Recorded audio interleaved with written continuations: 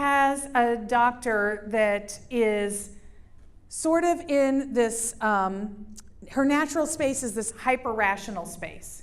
I mean, she loves what she does. And she's so committed. She does rounds in the morning. She does rounds in the evenings. She gives everybody her cell phone number. Like, we were waiting for a report, and I said, you probably told my dad this, and none of us were around, and he doesn't remember. Like, what did the biopsy show? And she texts me back and tells me what's going on. Now, she's also got really working on really strong bedside manner and emotional intelligence skills. I mean, she's very committed to developing that side of her, but you want somebody that can be hyper-rational.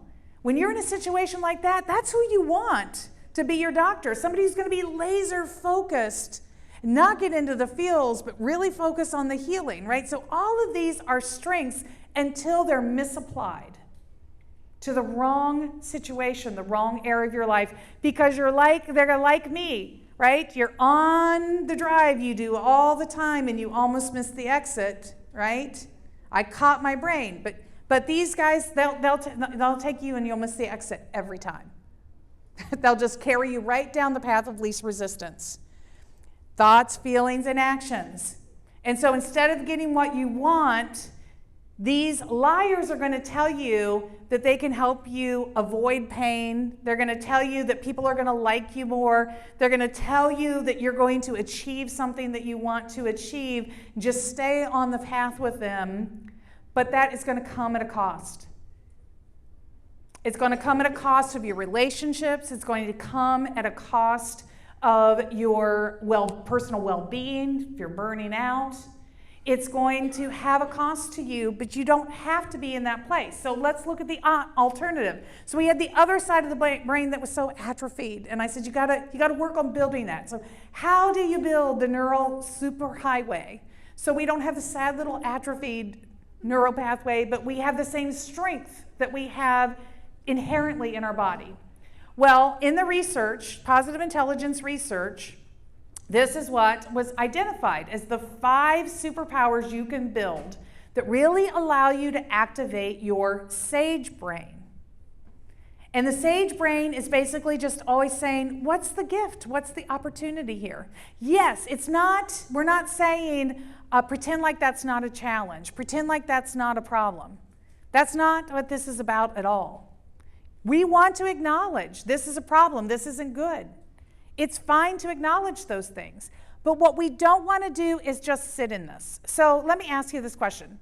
How many of you have ever... I feel like it's getting faint. Let's turn it off and turn it back on. Because I want everybody to be able... is it still not working, or is it better? Okay. All right. Yeah, I could hear it fading too. How many of you have ever touched a hot stove, or ladies, maybe hot curling iron or something, and felt the burn? Raise your hands. Anybody done that? Okay, how many of you, when you did that, went, ooh, how hot is that?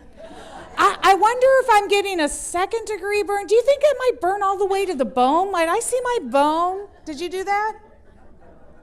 Anybody do that? No, of course not.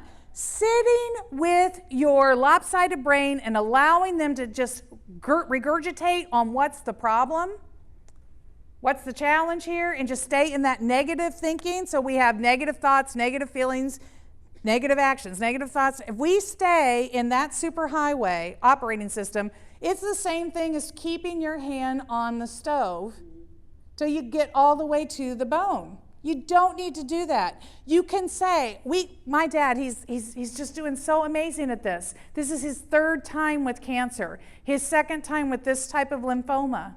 And he's not sitting around going, man, this sucks. Nobody should get cancer 3 times. Why is it me? It shouldn't be me. He's like, dang, that cancer is back. Well, I've licked it before.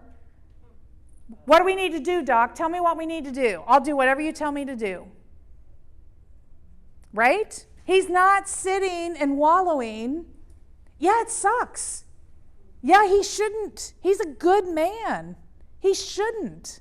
But that doesn't matter, because you don't always get to live life based on your shoulds. You don't. You get to live your life based on the hand that you're dealt. And sometimes that hand sucks. So you can say, this hand sucks, but what could I do that would be meaningful enough that when I get on the other side of this sucking, it could be worth it to have had to gone through it? For my dad, it's all of his friends and family that gather around him and offer support. His neighbors are mowing his lawn and watering his flowers. You know, I got to go spend a week. I mean, it was a week in the hospital. He was in the hospital bed. It wasn't great, but it was a week we might not have had together otherwise. It's a gift to him. He's got people who are bringing him food and buying his groceries and offering all of these things to him, right? So there are gifts that are there. So this is what we're talking about in the Sage. It's not pretending that bad things aren't happening. It's not saying you're not allowed to have negative feelings. It's just saying we're not going to sit and wallow in those feelings. So if we're not going to do that, what are we going to do? One, we're going to get curious about the situation that we're in. We're going to get curious about our feelings. What is the information that we are receiving? Two, we're going to empathize. We're going to seek to understand about ourselves, about others, about the situation. Sometimes we just have to tell ourselves, when that inner critic, when that stickler's like, you just didn't do that. See, I get this all the time. See, I love to speak. I wrote a book. I started a movement. I'm here to share that movement with you. I want to be on stages like this. I applied to do this a lot, and I get a lot of rejections. And my hyperachiever, my stickler wants to say, see, you just didn't write that well enough. If you would have wrote that right, Rita, you would be on that stage, and somebody else got that spot, and it's, I could just let that go on all day long. Or I can have a little empathy.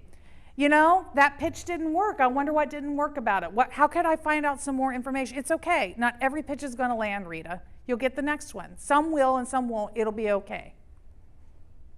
I have to talk this. I have to talk to myself. This is building that neural pathway. Navigate. Start with the end of the mind. You've got to have a North Star. You've got to know where you are going. What is going to make it worthwhile? For me, keep putting myself out there and getting rejection. It's every time I have a conversation with somebody like I had 2 days ago at a women's conference when a woman stopped me and she said, I needed to hear that. I thought of 3 ways I'm going to apply that immediately. I am so excited to take this and put it into action. Right? That's my North. If I can have 10 conversations a week that sound like that, that's amazing. I am creating something that I'm proud of, that is valuable. Like, that's worth it. I'm going to do that. So you got to figure out what's